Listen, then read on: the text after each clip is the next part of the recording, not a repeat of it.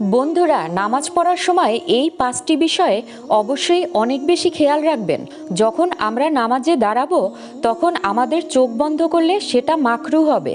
যখন নামাজে দাঁড়াবো তখন আমাদের নজর সেজদার জায়গায় থাকতে হবে, কারণ মৃত্যুর পরে আমাদের এই মাটির ভিতরেই যেতে হবে।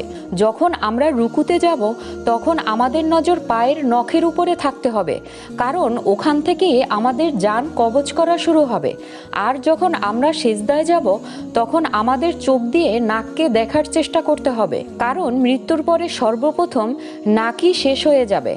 আর যখন আমরা দোয়ার জন্য বসবো তখন আমাদের নজর 2 হাতের ভিতরে থাকতে হবে, কেননা আমাদের 2 হাত এখনো খালি, আর কবরেও খালি হাতেই যাব। আপনি ভালো মানুষ হইলে পুরো জগৎবাসী যে আপনার সঙ্গে ভালো ব্যবহার করবে এমনটা আশা করা ঠিক নয়। আচ্ছা শোনো, এবার হোলিতে কি তুমি বাপের বাড়ি যাবা নাকি? তাহলে তো তোমার সুবিধা হয় ভাবিদের সাথে রং মাখামাখি করতে, তাই না? আরে বাবা, যেটা জানতে চাইছি সেইটার উত্তর দাও। এবার যদি আশেপাশে ভাবিদের সাথে রং খেলো, ওরা তো রং দিয়ে লাল করবে আর আমি তোমার বেলুন দিয়ে লাল করবো।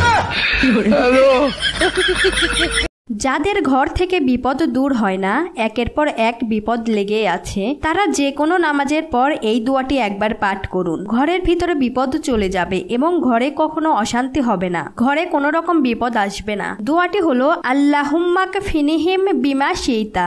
ভিডিওটি সবাই বেশি বেশি শেয়ার করে